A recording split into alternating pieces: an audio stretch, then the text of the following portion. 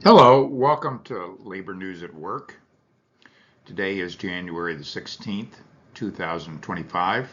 I'm Merrick Masters, Professor of Business Emeritus, commentator and podcaster. You can find me at my email address and on my YouTube channel where this episode appears.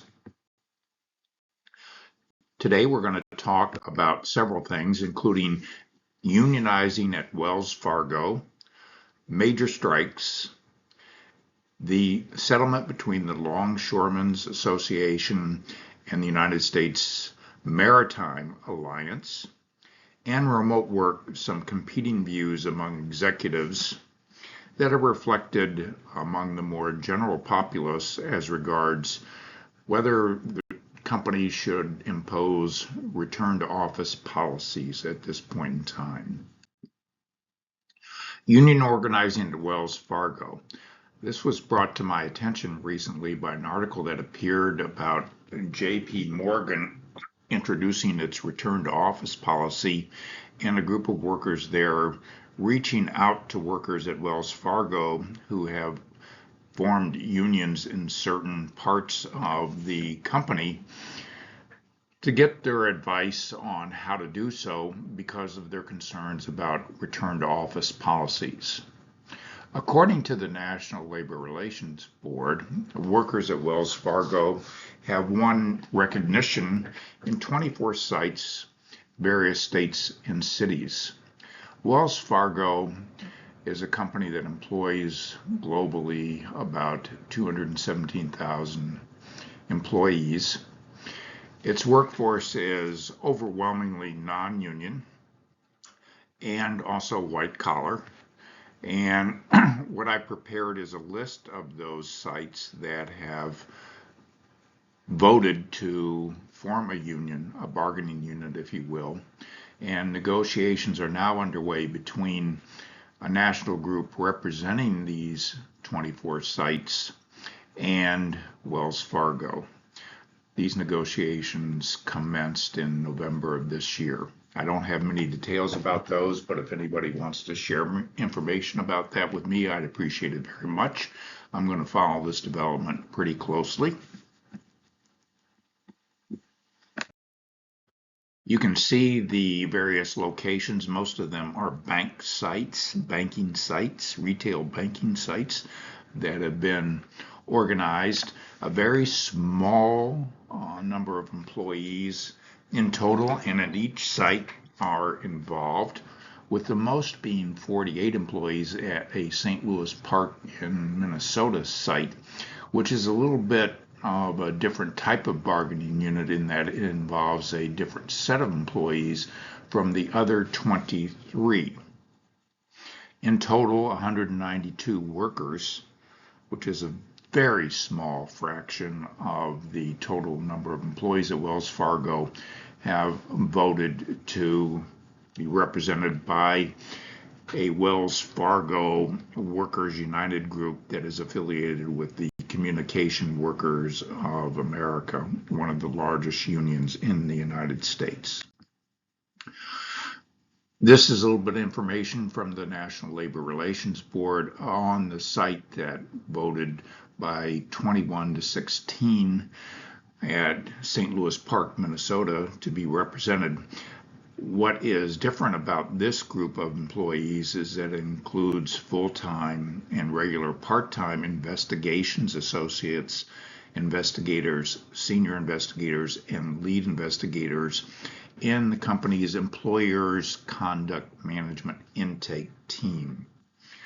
Again, Wells Fargo Workers United, which is affiliated with the Communication Workers, is the union that won this certification election. Most of the other units are more like this particular group of employees who are represented, which include full-time and regular part-time tellers, personal bankers, branch operations coordinators, and relationship bankers. This slide covers major strikes as reported by the U.S. Bureau of Labor Statistics in the United States in the year 2024. and a total of, actually it doesn't include the last two strikes from December, but a total of 31 strikes occurred this year involving well over 100,000 workers.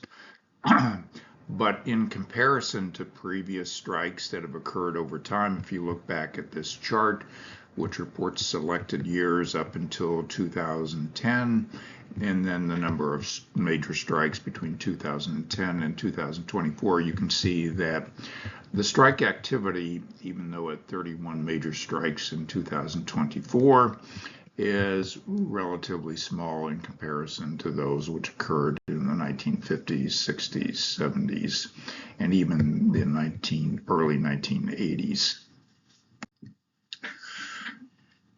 The United States Maritime Alliance, USMX, and the Longshoremen's Association reached a settlement. There was an early October strike of a couple days in which the workers reached a tentative agreement, their first initial tentative agreement on most of the issues, including economic issues, that provided for a roughly 62% wage increase over a 6-year contract. The workers went back to work, but the parties continued to negotiate over the controversial issue of automation. The two sides were evidently far apart at that time, but they reached an agreement on automation and technology.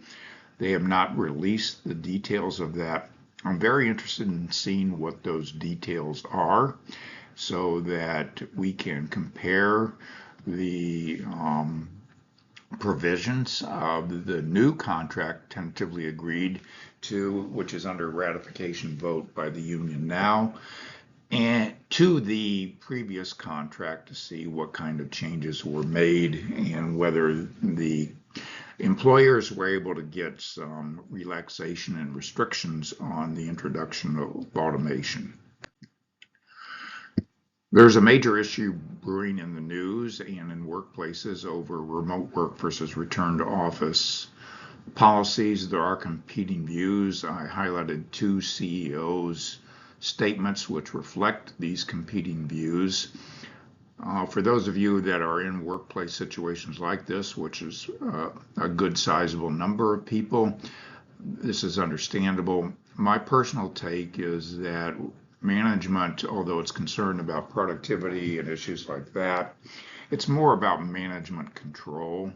They want to have some sort of omnipresence to let workers know that they are watching them and bring them to the office in order for them to communicate. And they make the argument that workers are more productive if they're working together in person.